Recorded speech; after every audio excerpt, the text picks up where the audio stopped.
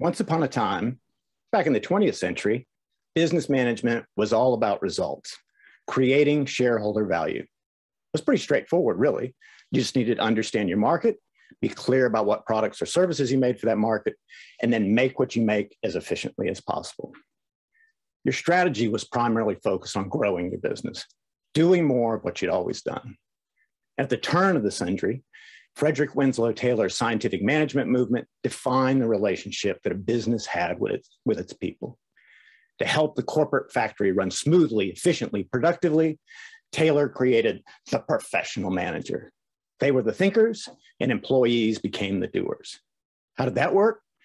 Well, the managers told employees what was expected of them, and then employees implemented the procedures that the thinkers had put in place to meet those expectations.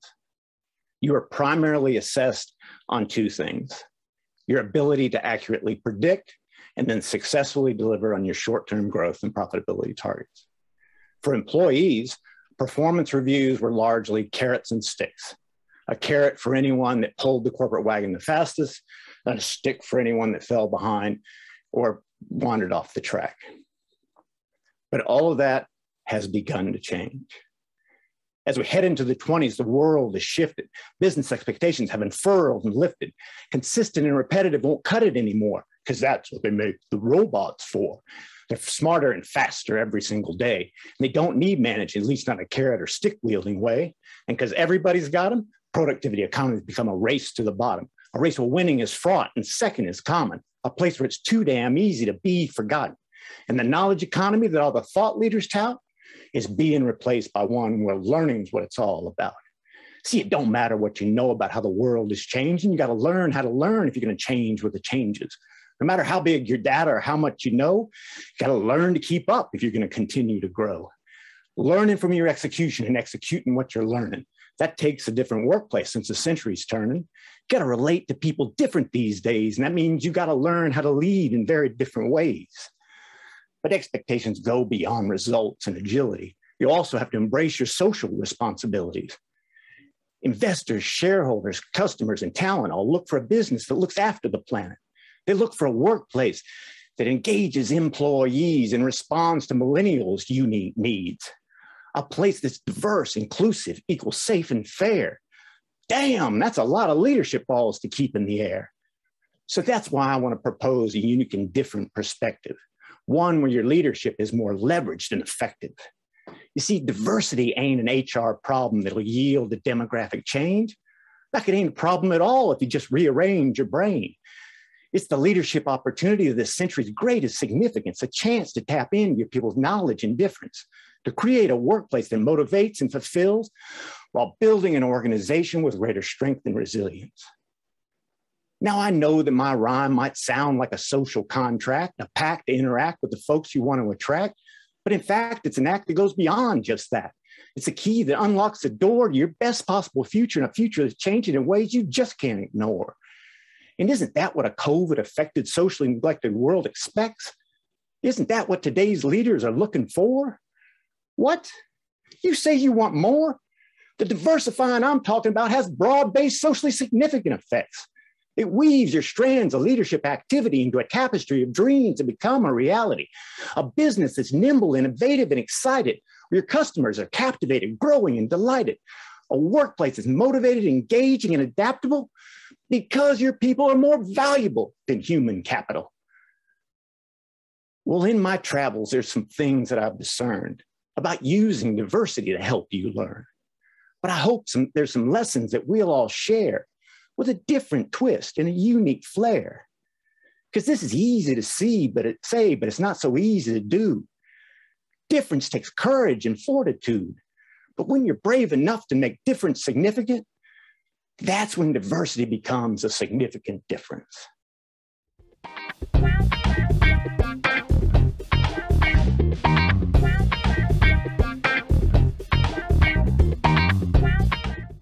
Welcome to the premiere of the Difference Project, a exploration of how to use difference to make a difference. And in this first season, Audacious by itself, it's a focus on how to use diverse ideas and thinking that come from different backgrounds, perspectives, and lived human experience to diversify the future of work. Now, this came about because it occurred to me that the workplace has changed forever. And not just how we interact with it, but what we need as leaders and businesses in order to thrive, to create the resilience, the innovation, the creativity that it takes to combat an ever-changing world. And this isn't the result of the pandemic. COVID simply amplified those needs, as did Me Too, Black Lives Matter, the global financial crisis, and an inconvenient truth before it. So I started to think, what can we do to actually create the sort of workplaces that will allow us to take advantage of difference? What if difference is, in fact, the key to creating those workplaces? What if being seen for our difference is the way that we engage and motivate our employees to join that sort of a workplace? What if we could create a conversation, a discussion around the value of difference, a resource, a community that would bring people in that want to create different sorts of workplaces, that you want to use the value of diverse thinking and experiences to elevate their business to new heights? And so the Difference Project was born. Now, I know you might be thinking that what makes this different than any other podcast or webinar or live stream, or hell, just another in a long series of Zoom meetings? Well, I reckon it's different if it's done with you, not done to you. If, as my co-host Mike Emmett likes to say, the people that join us live are the producers of the show, not the audience. So we would like to invite you to join the conversation. Get active in the chat and tell us where you want this conversation to go. Where do you want to have this discussion? We encourage you to ask the questions and to bring up the points you believe this panel that has graciously agreed to show up today should be discussing. So without further ado, I want to bring in my co-host, Mike Emmett. Hello, Mike. Hey, Jeff, how are you going? It's great to be here. Good. You said you were going to do some stuff at the top of the show, and I've worked with you many times, but honestly, what a great intro. We couldn't have had a better start to what it is we're here to talk about. So thanks so much.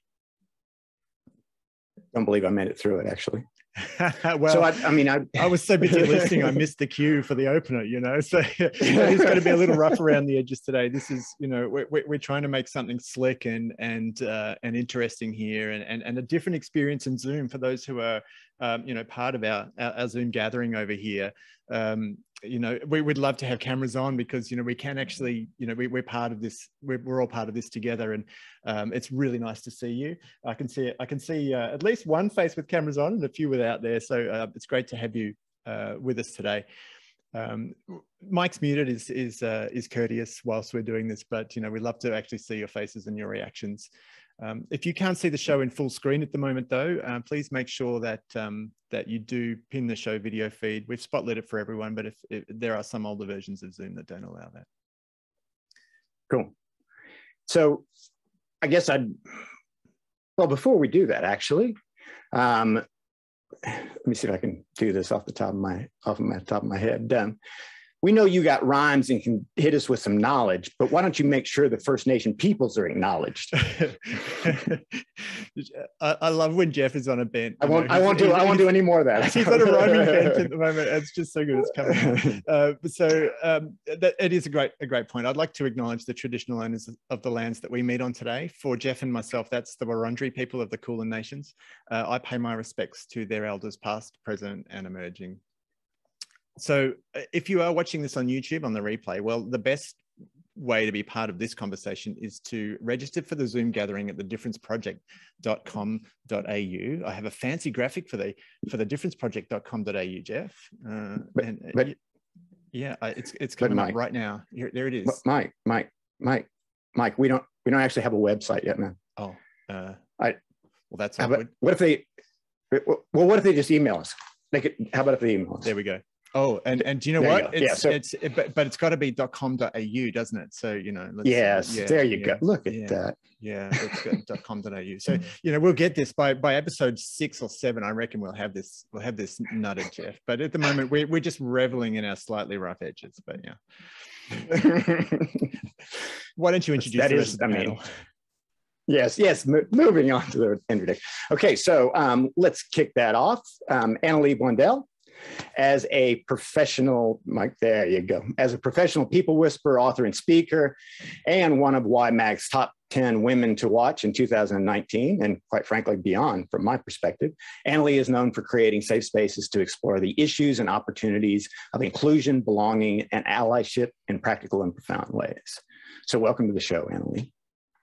Thanks, Jeff. I'm delighted to be here. And I really wish I had prepared some spoken word piece to rise to your level. I am so floored by your genius. It was so beautiful. Congratulations. Thank you. Well, there'll be plenty of opportunities in future episodes. So. Yeah, no, they're all yours. They're all yours. Cool. So you're joining us from Melbourne today. Is that correct? Earthquake capital of Australia? Indeed, yes. I'm coming to you from the beautiful Bunurong lands, and I would also like to pay my respects to their elders past, present and emerging. Yes, I am from the earthquake capital of Australia right now, Melbourne. A dubious distinction at best. So I've got to ask, what is a people whisperer, and how might that speak to the issues of difference and belonging? I started my entrepreneurial career 15 years ago as an executive coach, and that led to working with teams and leadership groups, leadership development programs, keynote speaking, authoring, and so on and so forth. But the thread amongst all my work is working with individuals, hearts, minds, souls, what makes them tick, why do people do what they do, how do we get the best out of them, how do we relate to one another. And so this idea of the professional people whisperer was really just a result of my complete obsession with all things human behavior and wanting to tune into the invisible that makes the difference, So, as humans, we affect and infect one another just by being in each other's presence. And for me, in a world where we need to rely so heavily on each other and in a world that is constricting so quickly, we really need to be able to understand how we respond to differences, to things that make us uncomfortable, to people we don't understand, we don't get along with, and maybe don't even like. So for me, it's really about how do we humanize the leadership landscape? Yeah, cool. Very cool. Thanks, Annalee. Well, that leads us to Gina Cox. Dr. Gina Cox, she's an organizational psychologist, founder and CEO of Feels Human, and is author of the forthcoming book, Leading Inclusion. For 20 years, she has advised and coached Fortune 500 leaders on how to build psychologically healthy and inclusive organizations and how to optimize their leadership impact within those organizations. Hi, Gina. Welcome to the show. Oh, it is so much fun to be here. First of all, as I said to Mike earlier, when you asked if I would join, I was like, oh, I had no choice but to say yes. And so I've just been delighted to have an opportunity to partner and support your efforts. I think, your ideas, Jeff, about making the world a better place, one interaction at a time, are exactly aligned with my own opinions and ideas and preferences and desires, I should say, for the planet. But when I think about these issues, I have always been specifically focused on the workplace. So I'm always really intrigued about the experience that an individual has in an organization when he or she is in some way a little bit, I'll use the word different, but I'll explain at some other point why I actually don't use that word a lot. But what is really fascinating is how humans are so effective at distinguishing us versus them. I was talking to a client from Finland today, and that client would say, well, we have a very homogenous culture. Everybody pretty much has the same bloodline or whatever. However, no matter where you put a group of humans, what you discover is that they will find ways to distinguish themselves, in whether it's socioeconomic status or where they live in the country or, you know, whatever. People seem to find a way. So that natural human, that natural thing that humans do gets amplified in the workplace. When I came to the United States, I was already 20 years old. And I like to say that I felt like my identity had already been fully formed and defined. I knew who I was. But when I came to the United States, I discovered that people would see me as an avatar of Black woman, let's say. And so I had to quickly figure out, who is Black woman? What does Black woman do? What does Black woman not do? And now I laugh about it the same way you were doing, Jeff, because actually at the time it was just a puzzle because I didn't know those rules existed. So I'm really intrigued by the experiences of employees and the extent to which an organization can either build a culture that will then make all of those things that I just mentioned of very little significance. I mean, we want the differences and we don't think anyone is bad or, you know, anything like that. And I'm particularly interested in the role that the leaders play in making that happen. Mm-hmm. Cool. Yeah, I've read that you say the vibrancy of difference is the secret to innovation, which innovation inherently embodies creativity. And so it's capturing all those pieces and parts that we so often want to homogenize or divide is really what this is all about for me. Yeah. Cool. Thank you. Only if you make space. Thank you. Yes, absolutely. Oh, now over to our third panelist, David Middleton. David has spent 30 years in the infrastructure engineering and construction industry as a senior executive, a board member, and most recently as chair for the newly formed Greater Western Water Utility in Melbourne. But most profoundly is a genuine believer in the power of people. And I know that because David and I worked together for a decade plus, actually. So welcome to the Difference Project, David. Jeff, thank you. Thank you for the invitation today. Can I also acknowledge the traditional owners of the land that I'm speaking to you from today, the people of the Kulin Nation. I thought you were actually going to wrap the acknowledgement to country just before, Jeff, and I would have marked you as the first person to have ever wrapped an acknowledgement to country. I'm disappointed you didn't. I'm hoping you will. I'm hoping you will in subsequent episodes, and in fact that people will write in and demand it. I know I'm certainly going to do that. Look, thank you for that really gracious introduction, Jeff. You and I both know, I think, having worked together for, I think, more than a decade now. Yeah, I think so. It's actually possibly two. The power of difference, and I think seeing the way that has unfolded in the engineering, design, construction, and infrastructure industry over the last 30 years has been something that I've reflected on recently that I probably didn't even understand was happening until taking on the role of chair at Greater Western Water. I had an interesting conversation yesterday, actually. I was sitting right here in this room on a Zoom call with some of my fellow directors. And one of those directors said to me, look, I'm really annoyed. One of the other water companies in Melbourne is a leader in innovation and digital technology. What are we a leader in?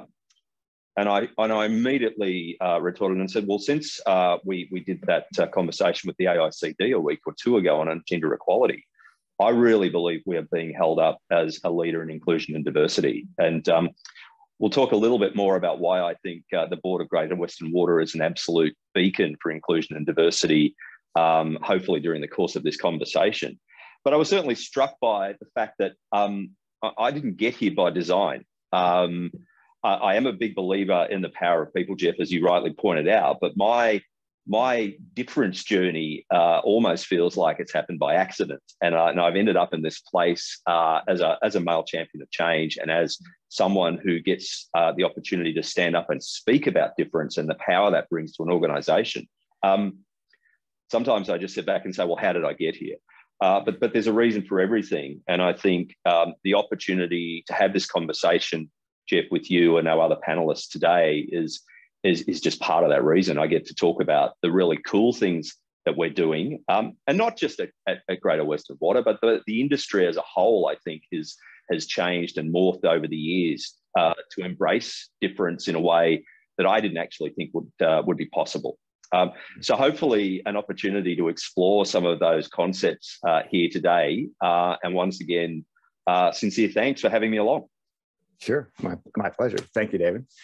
Well, Mike, let's get stuck into the conversation. I think you've got a few questions to tee up for our panelists, and from a panelist perspective, if you want to contribute, jump in. Fantastic. Thanks, Jeff. Well, the first question right off the bat is actually one from me. Jeff, why are we doing this?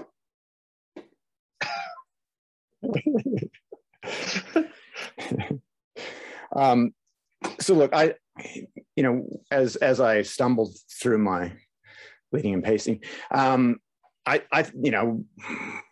for a very long time, you and I, as you know, have been talking about this idea of the Difference Project, what could it be, and creating something that was multimedia, that was looked at difference from all different angles, and in its multi-dimensional nature. It's difference in people. It's dealing with differences in the changing work and human environment.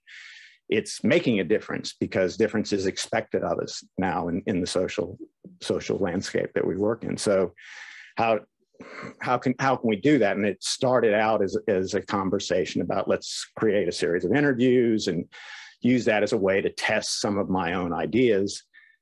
But that's still about me, and it's not inclusive. It's not bringing in a lot of different ideas to help shape and form something. So from my perspective, we're here because I think there is an opportunity to make this more than about a conversation. It can be about spawning other conversations and hopefully creating a community around this idea of the value of difference and leaning into it and how it can be the best of us as human beings, and certainly the best of us as workplaces and businesses moving forward. That's a really long answer. Great. Well, the next question that we have stacked up here is, will this be a podcast? Will this be a podcast? Well, the plan is for it to be recorded and be available to be restreamed, as it were, on YouTube. Whether it'll be a podcast or not is, let's see where it goes. But at the moment it'll be a vlogcast, or anyway, it'll be available. It'll be recorded and available for people to see it later. One of the amazing things that I've heard recently is that if I record something and I put it away, that it stays as it is. It stays as a snapshot in time of what that was. And when I go and get it again, it's exactly as it was. But if I have this conversation with people, I store the knowledge in people. If I store the knowledge in people, when I come back to the knowledge, it's changed, it's moved, it's grown. And so as a way of growing knowledge, we can share it, talk about it, and store it in other people. And then when we come back to it, it's bigger than it was. Mm-hmm.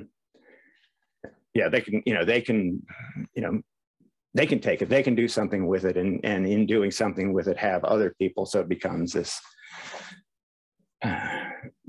infectious thing that doesn't shut down the world.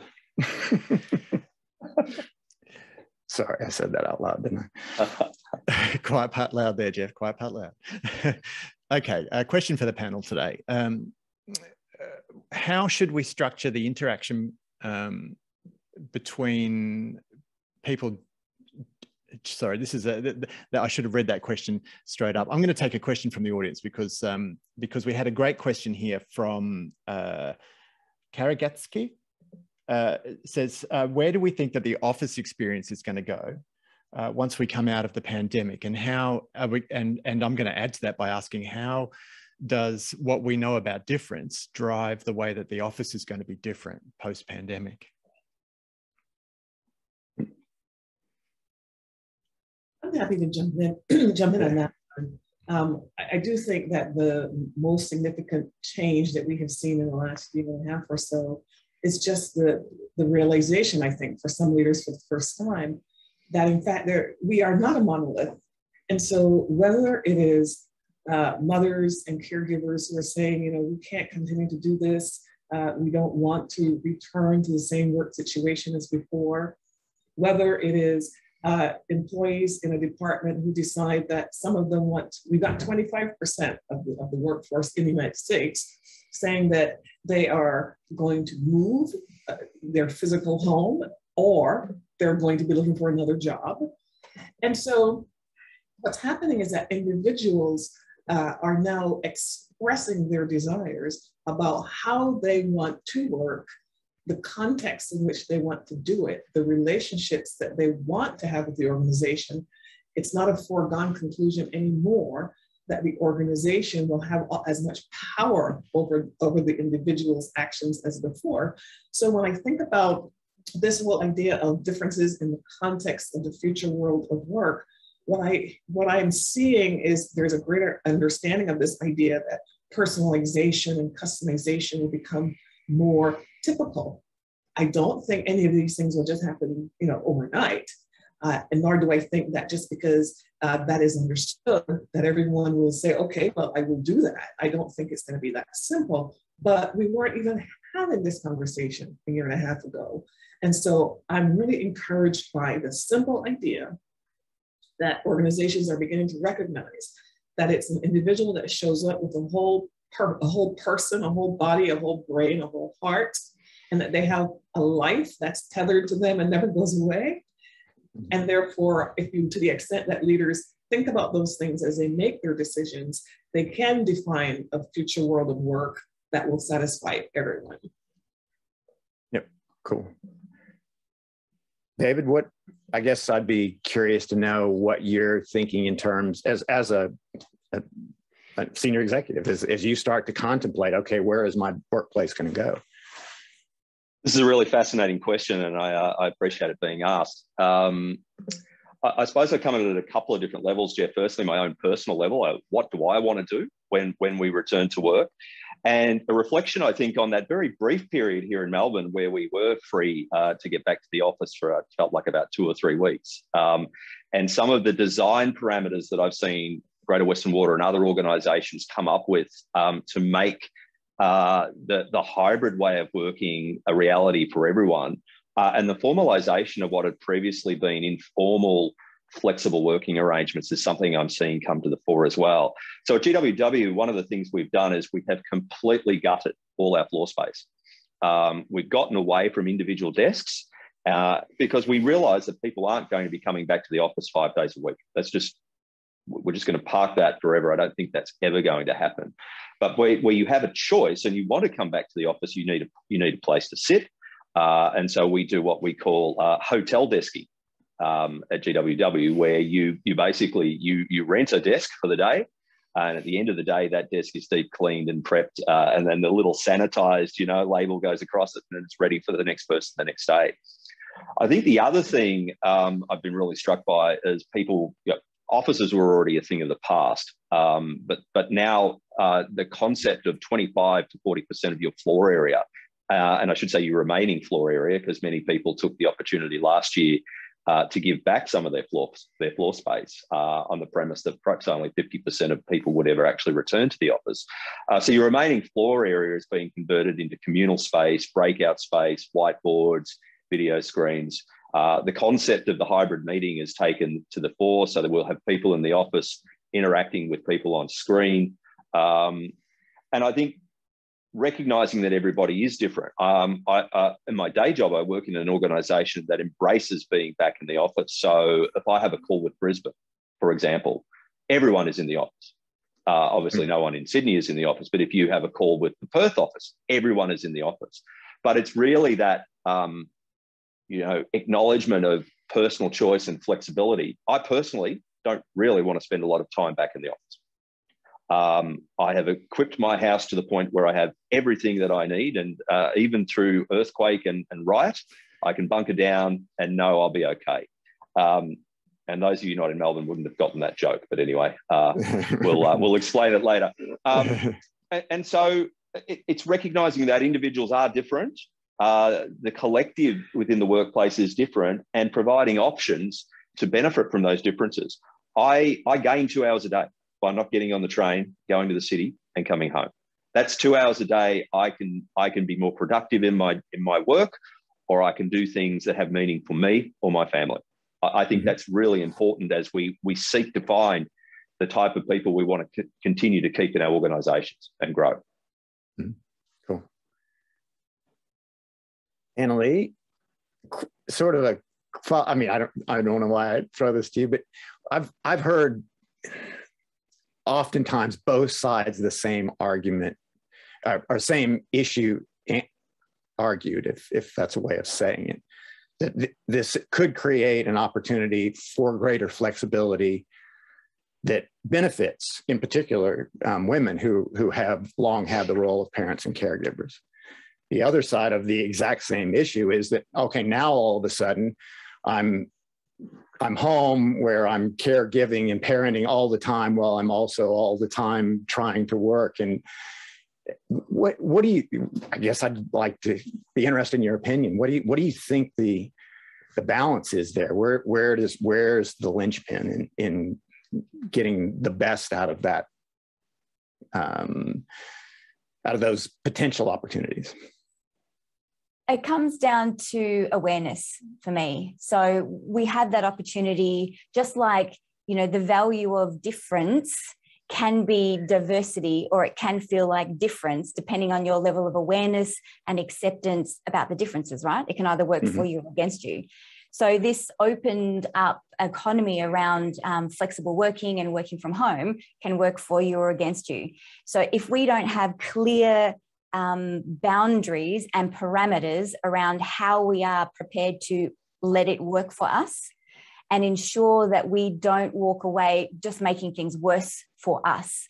So for example, right now we know that women who work part-time usually work full-time hours but get part-time pay, right?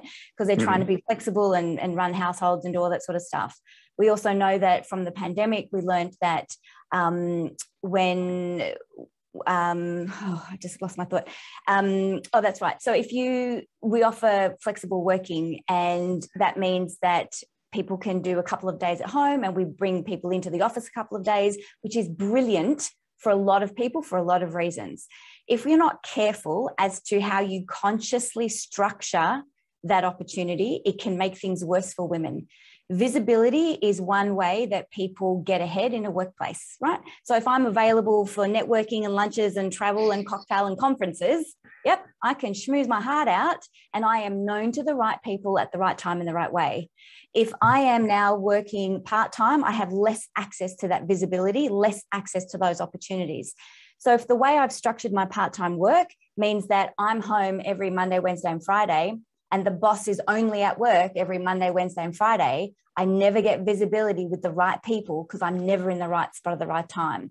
So structuring work from home and hybrid work to really make it work for everyone evenly, you want to consider things like bringing everyone back on the one day. So there's equal amounts of visibility from a career progression opportunity. So that, again, women, which is usually who take the brunt of the care and are usually taking the brunt of the part-time work, aren't, again, accidentally excluded, not for any fault of an organisation because they're offering with good intention, but if we're not structuring that opportunity in a way to structure in the equality, we'll continue to keep allowing it to occur. Okay, cool. All right, let's move on to the next question, Mike, because we could build a whole episode around this, I reckon. Thanks, Jeff. So next question comes from Gina. Thanks for putting this question earlier. What are the dimensions of difference that should be part of this conversation? And is this indeed a global conversation? Well, since I asked it, I might as well. Yeah, can you start? Answer my own question like a lawyer, like a good lawyer, or a good politician. I don't know if they're good ones. But before I actually do that, I did want to say something and follow up to the last thing we were talking when we talk about these dimensions of difference, one of the most important things I want to point out is when we were talking in that last segment, we have to be really careful. First of all, when we talk about return to the office, that doesn't necessarily apply to all working humans. It really is about a segment of the population that has had the option to work from home. And I know 78% of those who have the capability to work from home want to work from home. But there are then all of the healthcare workers, the folks on the manufacturing lines, the folks in the restaurants and so on. And I call that out very intentionally because as we think about dimensions of difference, I really want to encourage us to make sure that we don't just focus, especially when we're talking about the workplace, that we don't just focus on what I'm going to call white collar jobs just for the convenience of it. Mm-hmm. So, yep. So having said that, which was sort of my political statement, I'm hoping that this would be a global conversation, that it would be my desire, because in fact, there is no question that even the word diversity means a completely different thing depending on where you are, who you're talking to, and what their issues are. And one of the big benefits I hope could come from a conversation like this would be that the panelists and the participants in future conversations might get to hear how this conversation relates to what is happening in Sweden or the UK or Colombia, South America, not just the Australian experience or the US experience. And I know you don't intend that, but I'm just saying, and I hope it can truly be a global conversation. Cool. And look, I think one of the things that I really, like, as you say, hope we do is we pull apart what difference really means.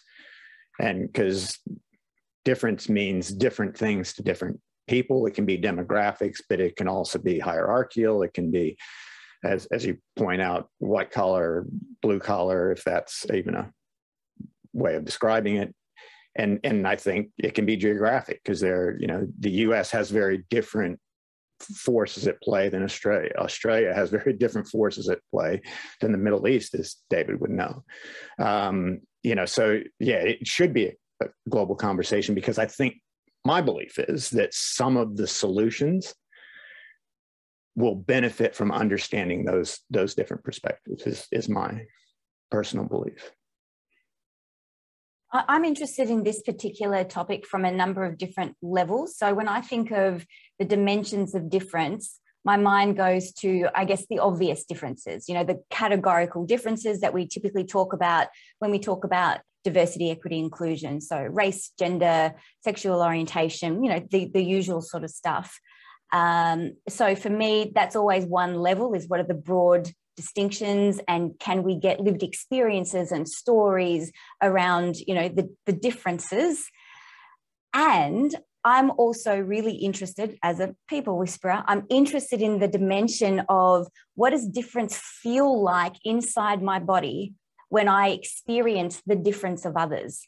So if we do not know how to interact with the challenge we feel when we come across someone who is different to us, then there's no value in hearing everyone's different lived experience. I go, well, that's nice, but it feels like an intellectual exercise where I go, oh, tick, a Black woman's experience. Oh, tick, as someone of, differently abled experience, tick. Oh, now I'm well-versed in difference. No, for me, the true opportunity and the quest here that I think we're on as humans is to put ourselves in the discomfort of the difference, the unexpected differences. Being on a panel discussion like this, putting my view forward and having someone go, no, Annalie, that's absolutely wrong. This is my opinion. And have me feel that little bit of what do you mean I'm wrong? What do you mean? You must not be like me. My brain goes into, hijack mode. And all of a sudden I put up a little bit of a barrier between you and I because we're now disagreeing. And whether that's happening at a microaggressive level where you're doing something that I'm just not okay with, and I'm projecting, some racism, misogyny, sex, whatever it is, I'm feeling uncomfortable because of how you are in the world. And I'm not clear on how to deal with my own discomfort. So for me, I would love to explore how people interact on a personal day-to-day basis with difference. How did you cope with it? What did you do with it? How are you transforming that discomfort inside yourself into curiosity? So that difference becomes the value of diversity. Yeah. And that's it. Yes, perfect. Because that is the value of diversity. When you can sit in that difference and still interact and create and work interdependently toward solutions, outcomes, something larger than yourself, that's when you're tapping into that real value of difference. And Dave and I would certainly know this. We come from an industry that's certainly male dominated. That's a changing face, but it's male dominated, and it's also quite command and control dominated. So you have this hierarchy that exists in what is predominantly white males. There's blue collar and white collar. There's designers and constructors. And my first taste of this thing was bringing those people together and saying, hey, we're going to all work together and in service of the same thing, of a common strategy, a common outcome, and experiencing people saying, well, I don't work with designers because of these things, and designers saying, I don't work with constructors because they don't get it and they're knuckle draggers, blah, blah, blah. So you can get this difference that doesn't have anything to do with demographics. And when you start to sit in, like you say, Annalise, start to sit in that discomfort, then you're tapping into the value. Look, I think you're right, Jeff. If I can just add to the conversation on this, I mean, I was struck a little while ago. I went to a meeting about the selection of my new board, and I think one of the things at the time that I said was, look, I've got 4 lawyers. Stop giving me lawyers. I'm sick of it all. I just get legal speak around the board table. But when I stepped back from that, and I had a realization. I realized one of my lawyers is a member of the LGBTQ community. One of my lawyers is a prominent member of the Jewish community. One of my lawyers is actually also an agricultural scientist. So when I step back from the label of lawyer and look beyond that to the lived experience, the diversity of thought, and what each of them added around the board table, I realized I had blanket labeled people incorrectly, and it didn't matter that they were lawyers. The lawyer is simply the name of the degree they did at university 25 years ago. It's that diversity of thought and lived experience and the things that have happened to them in their life that they bring that make the conversations and the decision-making process so rich. And so that was a really important learning for me. Stop judging a book by its cover and understand what sits underneath, and really drill in to what people are bringing to you and that experience that they bring around the table. And that's where the richness of diversity comes from. So key learning for me, and I think, to echo what Gina said, I mean, this is a global conversation, possibly more important in other jurisdictions than here, for me, having worked in the Middle East for 2 years, most recently. Just tremendous that we're able to talk about these issues, and that the reach of your webinar, Jeff, will hopefully be worldwide. Dare to dream. Yes, dare to dream. Yeah. Well, technically the reach is, but whether the audience will be is the goal. So we should keep moving, because wow, this could be a really fabulous thing that went on forever. What do you got next for us, Mike? So the next question is it possible to make our differences our strengths?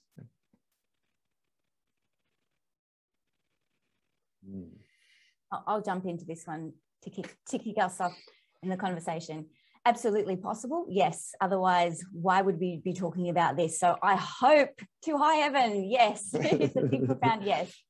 From my perspective, it is a yes. Is it possible to make our differences our strengths? However, there is a big but. There is a caveat to this.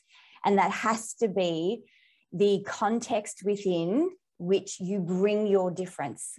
Because if that difference is not brought into an environment of psychological safety, If you don't feel included, if you don't feel like you belong and you are not honored and valued for that difference, then you are shunned and excluded for that difference.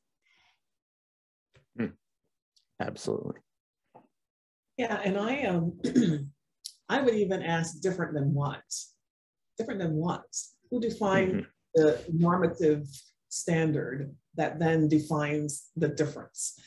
And I think, I hope we talk a little bit more about this, that you can explore that question a little more in these conversations, because each of us has a tendency to be victim to whatever cultural norms we've been a part of. And those of us, like on this panel, who think about these things every day, perhaps we are a little bit more evolved in understanding these ideas. And maybe also we have a natural personal tendency to think this way, you know, and all that, that's great.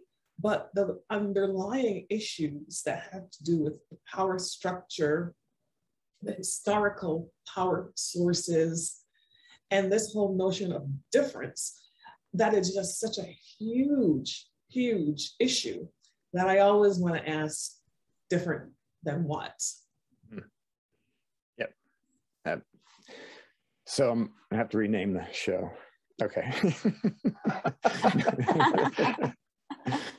No, I think you make an excellent point, Gina, and that really is part of the exploration, because we, at the moment, difference is not a positive in our society for those that are deemed different. You know, it's divisive, and we're becoming more divisive. And you know, in business, difference is something to be stamped out. You know, we want consistency. We want things to be understood. We want normal. And if it's not the old normal, then I want the new normal. Well, what if the normal will always be different than what you've experienced before? Then I think, to me, that's when our diversity of thought and experiences and perspectives is our real strength, to allow us to find new pathways to deal with the change that is ever more pervasive in business and in life. And so that I think is, for me, that's the real answer. Difference, diversity, the diversity of thought, experiences, and perspectives that we bring is the strength that we're trying to tap into. And you have to do that by allowing people to feel comfortable and safe in whatever different they are from the social or cultural or fraternal norms in which they operate. Jeff, if I may, you know, I go back to Mike's initial question. Why are we here? What are we doing here? I mean, I'll try and illustrate why I think our differences become our strengths by way of an example. So my deputy chair is vision impaired. She is the first woman director in, we think, the Australian water industry, not just to be a woman deputy chair, but also to be vision impaired. Now, what does that mean from an inclusion perspective around the board table, where we spend an inordinate amount of hours with people coming into a room, putting PowerPoint slides up on a screen? It's useless for her. She can't see it. And so we have modified our entire approach in terms of the way that papers are distributed, in terms of the way we identify who's speaking. And we're not in a room, right? We're still doing this virtually. We have not met in a room collectively since this board was appointed. So if I start speaking, I have to say, Llewellyn, it's David. That's our protocol. If you come in to the Zoom or the Teams meeting and you put slides on the screen, you're instantly told you're not being inclusive, you're not being an ally. So what does that mean? How does that make us stronger? The way that we are seeing the information presented, the way we are talking about questioning it, developing points of view, and finally reaching conclusion has fundamentally changed, simply because we have someone different in the room who can't do what the rest of us do, which is see. That, to me, is a really profound example of why difference makes us stronger. We are now thinking and reacting and working in a completely different way than we were 3 months ago. Oh, David, I know so many executive clients of mine who would kill the PowerPoint slide deck.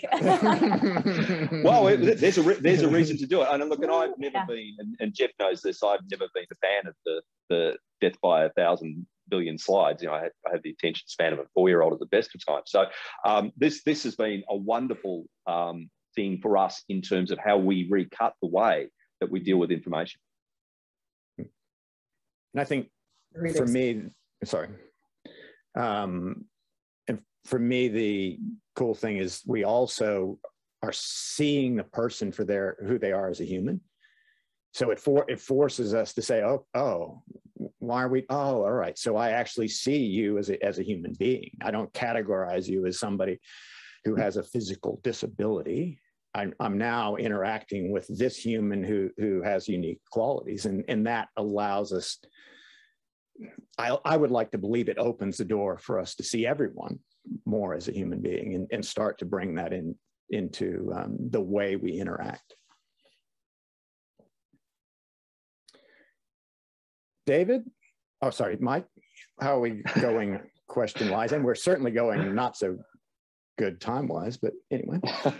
I mean, well, I think we're going great, but. Well, next question actually comes from our audience today. Any thoughts on how you mentor and coach staff, especially junior staff, in a non-office workspace?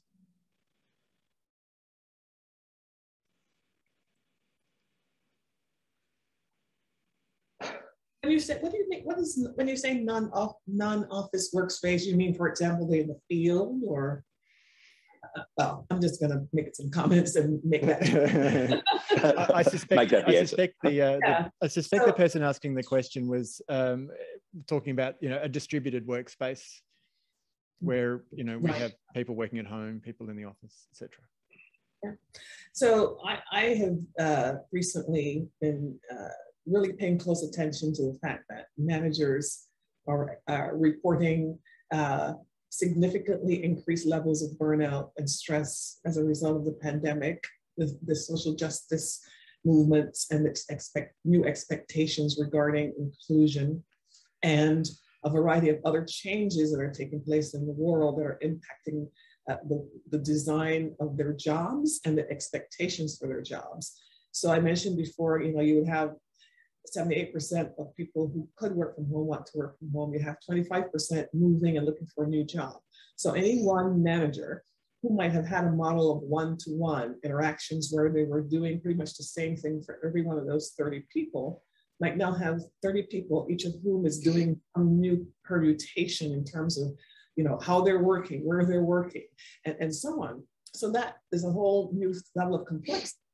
However, the thing that is a constant, regardless of the nature of the workforce, the thing that should be a constant is that good leadership is good leadership. And so I always say, when you are leading a group of people, the most important thing to remember, regardless of where they sit or how they sit, is that you are, what we would say in baseball, the designated hitter.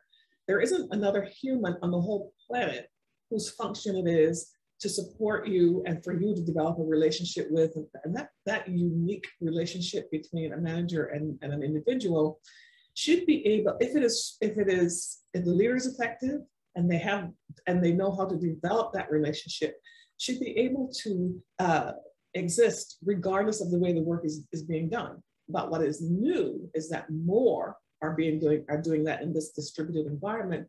And I say in this environment that managers have got to really put a little extra effort in, especially early days, to make sure that they develop and maintain these relationships. But I also say employees, you know, we need to help employees understand what are the things that they can do differently from what they did in a more traditional environment to help them be successful. So we do need to coach them a bit. We need to encourage them to think about the experience of the manager whose life has been disrupted too, but who in addition has a more complicated leadership portfolio.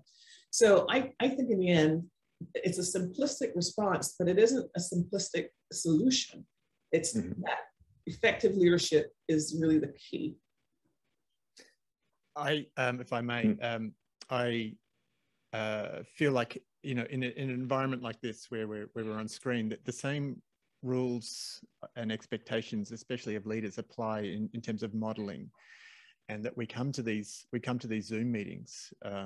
We can't, you know, the normal rules apply: on time, undistracted, ready to go, and the basics are ticked off. You know, we sound okay, we look okay, we do a check. You know, we did a mic check at the start of this. It's simple things like that which say, I'm taking you seriously, I'm taking this process seriously, and whatever it is we're about to discuss, if we're about to go through a you know, something that is going to organically result in you know, what Jeff is on about and what you're all on about, the celebration of our differences leading to our greatest strength, then we have to take everything that we do, whether it's in the office or at home, it has to be taken seriously. So that's my bent, and actually one of the reasons that for me personally, I started this thing with Jeff.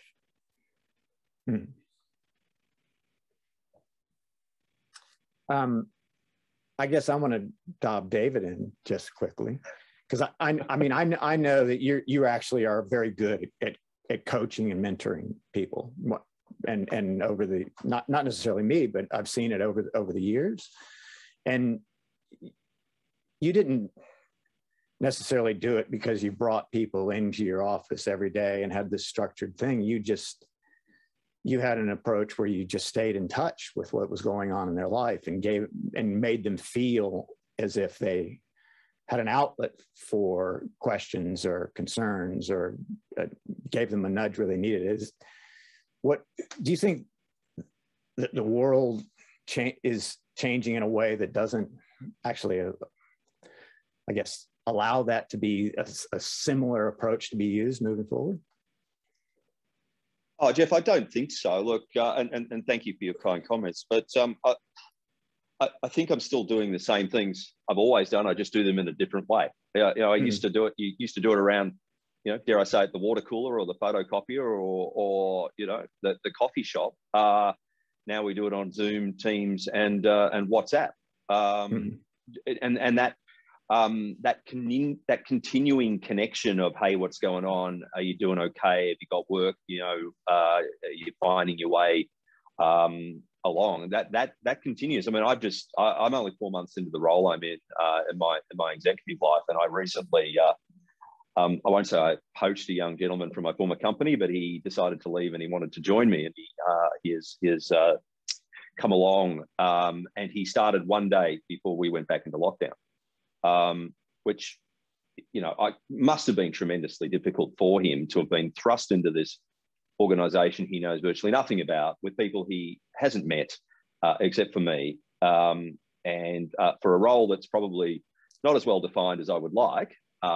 In that it's in the digital space, and so it's a little bit emergent and requires a little bit more creativity than a structured role, which is a design, just go away and do it. But I'm doing the same things with him as I've always done, Jeff. We have a regular check-in, we have a regular Teams call, and you know, interestingly, I have on my to-do list today, reach out to Brendan and see how he's going ahead of the public holiday that we have here, and is he doing okay? And just check in. He's living through all sorts of change. You know, he has 2 very young school-age children at home. Now, admittedly, it is school holidays now, but the last 4 or 5 weeks, he's been homeschooling them. So imagine this: you started a new job, you're not sure what you're doing, you don't know anyone, you've got 2 small children that you're homeschooling. I mean, everything that could have possibly happened to him in the last 4 or 5 weeks has happened, so I'm not going to say I have a moral responsibility. This is a person I've brought in to my organization, and I want him to be successful. I genuinely do. But it's incumbent upon me just to check in and make sure that every chance I get, he's going okay. And I don't want to smother him. He's a big boy. You know, he's a successful human in his own right. But we all want to know, I think, that there's someone out there that's got an interest in what you're doing and who you are as a human being, and will help you if they can. Okay, cool. Look, we are running out of time, and the goal, really the goal here in episode 0 was start getting a sense where this conversation might go in the future. And as panelists, you might be sitting here saying, how did we possibly do that? I think so. and I think probably most importantly, it spoke to the single most important question of doing this initial episode. Is it worth doing some more?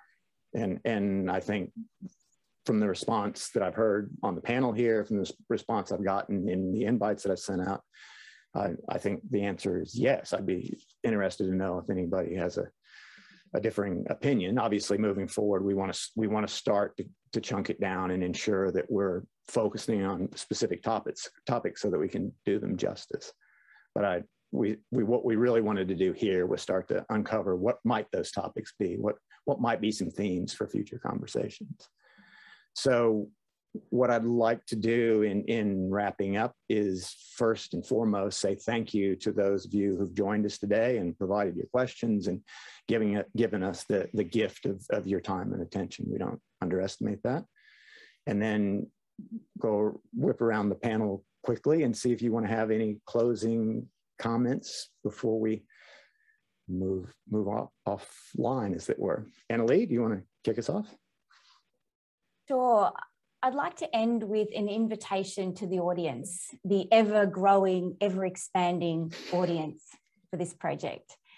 And that is, I'd like you to think about inviting people into the conversation that aren't like you. So not just preaching to the converted, because if you're listening to this, in my mind, you're already converted. So I would like to extend the invitation for all of us listening who tune in the future to also reach to the convertible. Talk to people who you think might show a little bit of an interest, who might be a little bit curious, who's mentioned something or asked you a question and you think, oh, there was an episode on the difference that might help you with this answer. So remember, it's not just preaching to the converted, it's reaching for the convertible. Beautiful. Gina, that's brilliant. I just first of all want to say thank you for putting together this panel, which is itself modeling some of that diversity of thought and experience and perspective and lived experience that we are all talking about. And then early on, the question was asked something like, why are we doing this? And I just want to tell you why I would be interested in doing this and say that to me, it feels as if this is a unique point in history. In my professional career, in my personal experiences, I have never before had the kinds of conversations that have the depth, the emotional depth, the collaborative honesty that I have had recently about what you call differences. And so to me, this is a unique point in time where we have this opportunity, those of us who are listening and participating on panels, to really help, as I totally agree with my colleague on the panel, to bring broaden, if you would, broaden the participation for that, so that people who may not today necessarily know what they can do, but sense that this is a unique time, can get some ideas about what they can do. So I think this is fantastic. Cool. Great. Thank you, Gina. Dave? Yeah, thanks, Jeff. And look, a huge shout out to you, I think, and I want to commend you for putting this together. I mean, this is brave. This is brave stuff, but this is important stuff and an important conversation. And I feel like we've started off really well, but we've kind of only just scratched the surface, and there's so much more here to unpack. I mean, I know we're past time, but we could have talked about this for hours and hours, and the conversation did feel to me to flow very, very naturally. Annalee, love what you said. Convertible always makes me think of something else, but if we can get the convertible here, that's great. And I'm always more than happy to talk about my experience in this space, coming from where I've come from, which is, you know, a white bread suburb of a small town called Ballarat, and the construction industry. So, you know, things that you wouldn't think would have given me any concept or grounding in this topic, but nonetheless, it's something that I've found a huge passion for. I think this has been a really rich conversation today, and I'm looking forward to continuing it. Great. Thanks, Dave. Mike, anything from you before we wrap up? He left. How can our producer I'm just interacting with our audience over here. There've been a few really good questions to come from that, and I'd really like to encourage anybody who's watching this back on the replay to hit us up, info@thedifferenceproject.com.au, and register for the next one. Like, jump in on the Zoom, be part of it. And there's a really good reason that we have asked, you know, if you're comfortable with it, to have your cameras on, because we think actually seeing everybody here, knowing that there are people in the room, you know, really does actually change the nature of this. This is not a recording between 5 people. This is a conversation that is being led by, you know, these people who are guiding our conversation and have got genuine questions, and it's a genuinely safe place to ask questions. There's nothing here that I don't think such an illustrious panel as yourselves could handle. One of the things that we have been tossing around is the idea that at the end of these sessions, whoever's available, whoever's got time, and certainly be me in a moment, I'll be dropping out into the audience meeting and just hanging around to chat for a little bit. We made a promise to you that we'd take an hour of your time. We've taken a little bit more of that, but if you've got time, or if you've got more questions, or if you just want to talk, we're going, at least a couple of us are going to drop into that meeting for a moment. We hadn't planned on that today. I've kind of dropped that on Jeff, but we had talked about it. And if that's something you wanted that'll be valuable, you know, just let us know in the chat. In fact, someone has already said, thanks, Amy Lane Smith. Thanks, guys. Really great conversation today. So, Karagatsky has said excellent to my suggestion that we might, that one or two of us might drop into that as well. It is genuinely part of storing knowledge in people. So I'm pretty excited to be part of that. And thanks, Jeff, for including an otherwise uneducated, unversed, visual storyteller on your journey. I really appreciate that. My pleasure. So look, I want to just wrap up by saying thank you to everyone who's been here today on the panel. I know that you're busy people. I know that some of you had Dateline challenges that you very successfully navigated and to be here. And I can't say any more from the bottom of my heart how much it means to me for you to contribute to this, because it isn't about me. It should be about the world that we help to create and the convertible that we help to convert. I don't know. I'll leave that alone. So yes, thank you. And that'll be a wrap from us here until we drop into the meeting after the meeting. Anyway, thanks very much.